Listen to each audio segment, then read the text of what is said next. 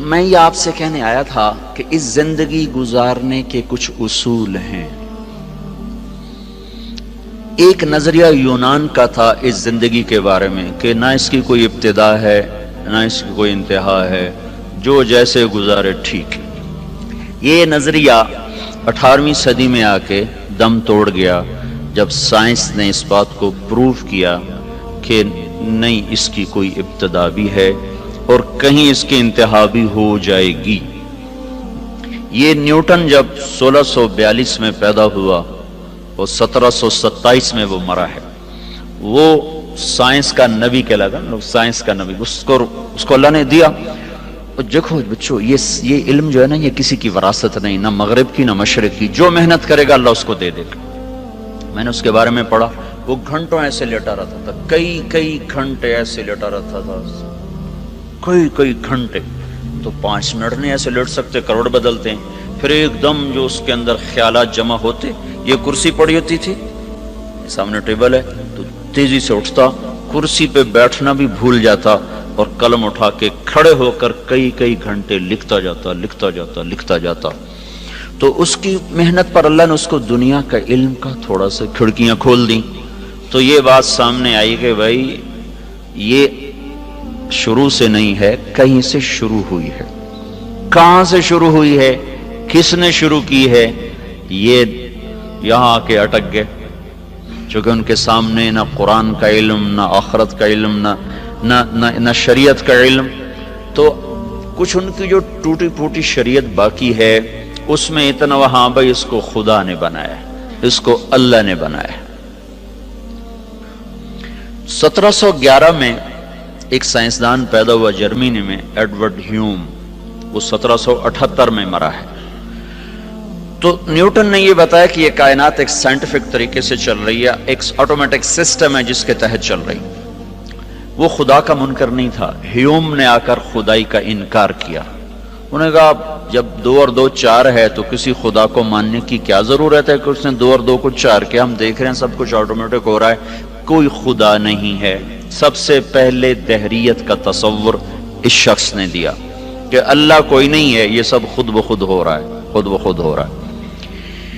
پھر 1809 میں وہ ڈارون پیدا ہوا.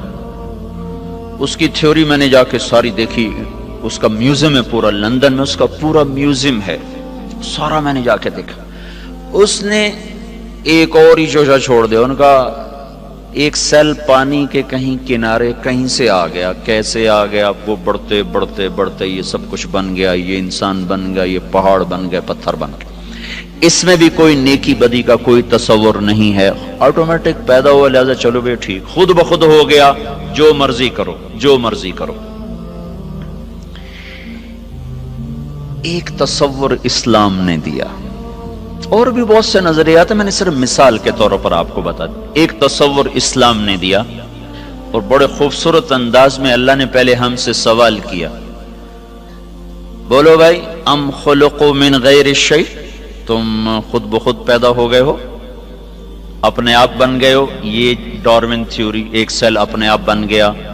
اور یہ ان پڑھ سائنسدانوں کی تھیوری کہ یہ ایک دم وہ سیل مختلف شکلیں بدلتا ہو، اپنے آپ ہی ایسے سب کچھ ہوتا چلا گیا. تو اللہ اس کو سوالیہ انداز میں 1400 سال پہلے کہہ رہا ہے کہ 1400 برس کے بعد ایسے پاگل لوگ آئیں گے. تو اللہ کہتا ہے ام خلقوا من غیر الشیء، بولو بھائی تم خود بخود بنے ہو.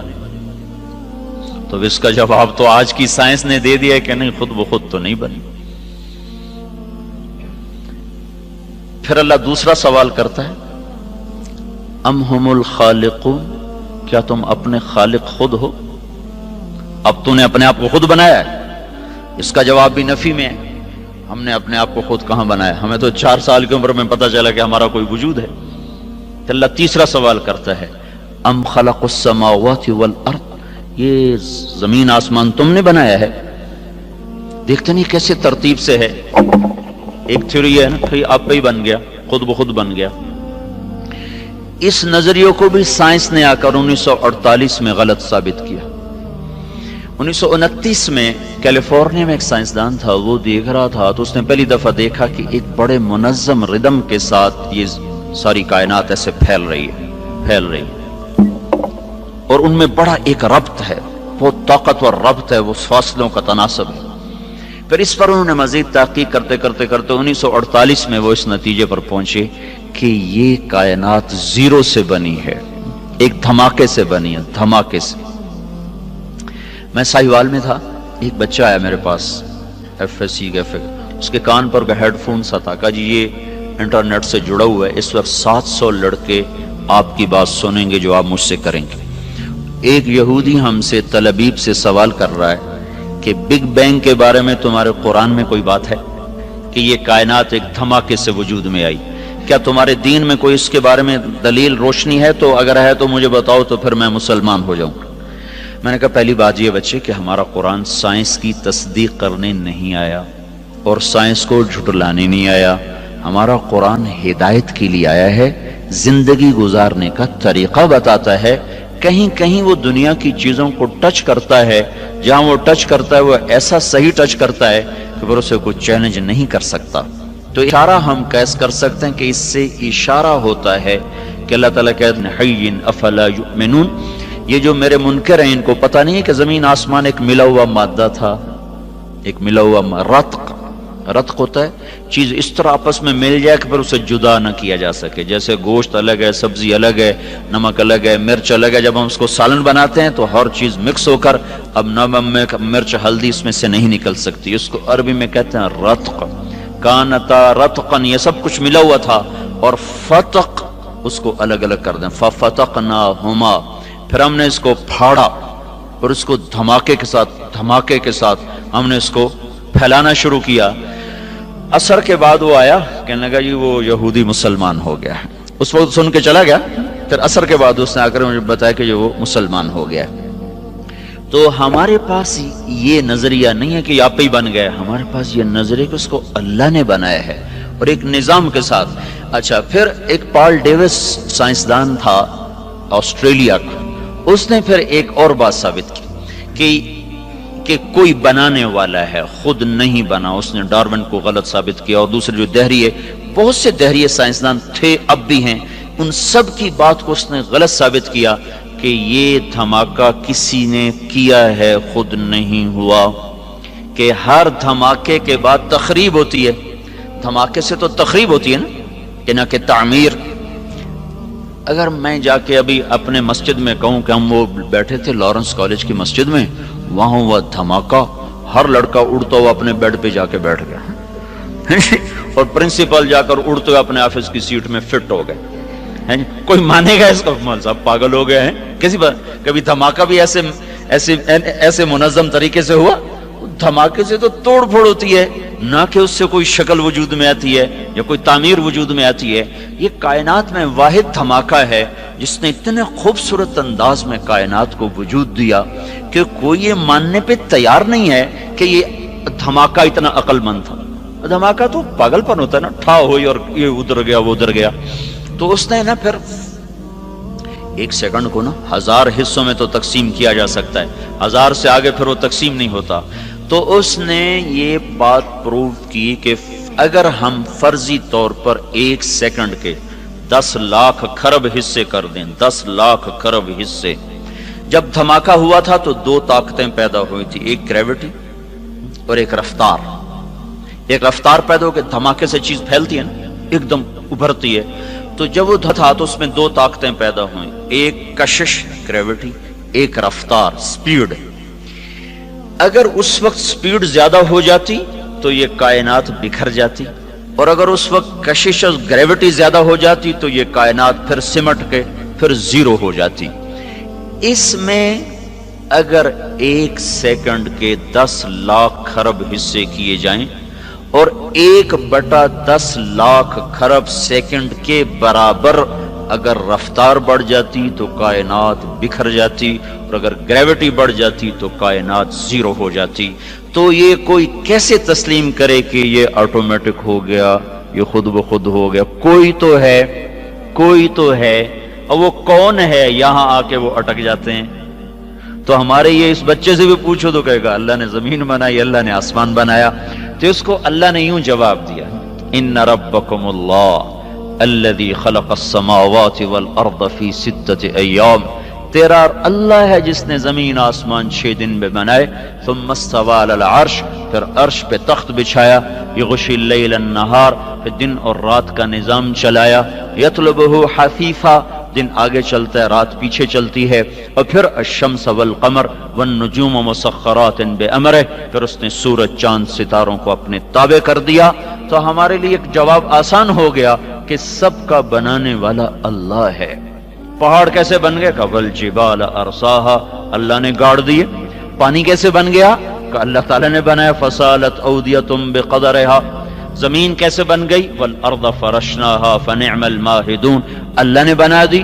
میٹھا پانی کہاں سے آیا؟ وہ بھی اللہ نے بنایا، ھذا عذب فرات سائغ شرابہ، کڑوا کس نے بنایا؟ کہ وہ بھی اللہ نے بنایا، وھذا ملح اجاج، یہ کڑوا بدبودار۔ اللہ نے کڑوے پانی کو نا بطور نعمت کے ذکر کیا کہ سمندروں کا پانی ہم نے کڑوا بنایا، دریاؤں کا پانی ہم نے میٹھا بنایا۔ یہ ہمارے لیے کیا مزہ ہے، یہ ہمارے لیے کیا نعمت ہے۔ اگر سمندر کے پانی میٹھے ہوتے تو یہ بدبودار ہو جاتے، اور ایک پانی کا تالاب گندا ہو جائے نا تو سارا گاؤں مصیبت میں آ جاتا ہے۔ 7 سمندر کا پانی گندا ہو جاتا اور بدبودار ہو جاتا تو ہمیں تو مری میں بیٹھنا ہی مشکل ہو جاتا۔ یہاں لوگ مر رہے ہوتے تو اللہ نے اس میں تیزاب پیدا کر دیا جو اس کی گندگی کو جلاتا رہتا ہے، جلاتا رہتا ہے، جلاتا رہتا ہے۔ پھر اس میں اللہ طوفان اٹھاتا ہے، موجیں اٹھاتا ہے، لہریں اٹھاتا ہے۔ کوئی تھوڑی بہت چیز بنے بھی صحیح تو پانی کی آپس کی طوفانی ٹکراؤ سے اللہ اس کو بھسم کر دیتا ہے۔ اب یہ نمک آتا کہاں سے ہے؟ اس میں نمک ہر وقت کہاں سے آتا رہتا ہے؟ اگر تو اللہ ہمارے ذمہ لگاتا، ہاں بھائی پانی کو کڑوا رکھو ورنہ یہ تمہیں تباہ کر دے گا، اس کی بدبو تمہیں برباد کر دے گی، تو پھر انشاءاللہ لارنس کالج والے سارے کھیوڑا کی کان کے آگے کھڑے ہوتے، ٹرک بھر رہے ہوتے، جی سب کی باریاں لگی ہوتی، ذمہ دار، تاجر۔ اللہ نے ہمیں اتنا نمک دیا، پوری دنیا میں اتنا نمک کسی کے پاس کوئی۔ تو اللہ نے کیا کیا؟ زمین کو تھوڑا سا جنوب کی طرف جھکا دیا اور ادھر سمندر کر دیے، اور پہاڑوں کو شمال کی طرف کر دیا، اوپر برف جما دی۔ پھر زمین کے جھکاؤ سے فائدہ اٹھاتے ہوئے اللہ پاک نے پانی کو جنوب کی طرف بہانا شروع کیا، پہاڑوں پہ برف پگھلی، وہ ندی نالوں میں بدلی، چشمے شامل ہوئے، جھرنے شامل ہوئے، آبشاریں شامل ہوئی، وہ پانی ایک طاقت کے ساتھ پتھروں سے ٹکراتا ہوا اور بل کھاتا ہوا ایک حسن بھی اللہ نے بنا دیا، خوبصورتی بھی بنا دی۔ لوگ ناران کی جھیل دیکھنے جا رہے ہیں، حالانکہ اتنا سفر، مصیبت خانے، پتھر، پہاڑ ٹکریں، پھر بھی جا رہے ہیں۔ وہاں سے یہ پانی جب میدان میں آتا ہے تو زمین میں نمک ہے، تو یہ پانی کیا کرتا ہے؟ زمین کی رگوں سے نمک کو کھینچتا ہے اور پورے ٹرالے بن کر ٹنوں ٹن دنیا کے سارے دریا نمک سمندر میں پھینک رہے ہیں۔ روزانہ کروڑوں اربوں ٹن اللہ ہی جانے پانی سمندر میں نمک کو پھینکتا رہتا ہے۔ سمندر کڑوے رہتے ہیں اور ہم مزے میں رہتے ہیں، اگر یہ میٹھے ہو جاتے ہم برباد ہو جاتے۔ سارے شہر کا پانی کڑوا ہو، جہاں سے نہر گزر رہی ہے وہاں نل کا کھودو پانی میٹھا ہوگا۔ فیصل آباد میں میری رہائش ہے، میرا علاقہ خانوال ہے، رہائش میری فیصل آباد میں، تو وہاں سارے شہر کا پانی گندا ہے، اس میں سے ایک نہر گزر رہی ہے، اس نہر کے دونوں طرف جتنے نلکے ہیں سب کا پانی میٹھا، چونکہ پانی بہتا رہتا ہے اور اس کے اندر کے نمک کو کھینچ کے آگے چلتا رہتا ہے۔ تو یہ ہمیں اللہ تعالیٰ نے جواب دیا، ام خلقوا من غیر شیء، کیوں بھائی آپ ہی بن گئے خود بخود؟ اگر خود بخود بنے تو جاؤ جو کرنا ہے مرضی کرو۔ نہیں اللہ خود بخود تو نہیں بنے، ہیچ چیزیں خود بخود چیزیں نشد، ہیچ آہن خنجر تیغے نشد، ہیچ حلوائی نشد استاذ کار، تا غلام شکر ریزے نشد، مولوی ہرگز نشد مولا روم، تا غلام شمس تبریز نشد۔ کوئی چیز خود بخود تو ہے نہیں۔ تو پھر اللہ تعالیٰ ہم سے کہتا پتہ تو کرو تمہیں کس نے بنایا ہے، یہ بہت بڑا زندگی کا سوال ہے، تمہیں کس نے بنایا، تمہیں کون موت دیتا ہے، تم کیوں پیدا ہوتے ہو، تم کہاں جا رہے ہو؟ یہ علم میرے بچوں کالجوں سکولوں میں نہیں پڑھایا جا رہا، یہ علم اللہ نے بطور مسلمان کے ہم پر فرض قرار دیا، اور پھر اللہ تعالیٰ نے قرآن کے ذریعے سے، حدیث پاک کے ذریعے سے اسے محفوظ کر دیا۔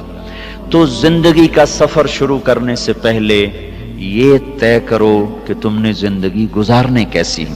تم اچھے ڈاکٹر بنو، اچھے انجینئر بنو، اچھے سائنسدان بنو، یہ ہماری ضرورت ہے، لیکن تم اچھے انسان بنو، اچھے مسلمان بنو، یہ تمہاری زندگی کا مقصد ہے۔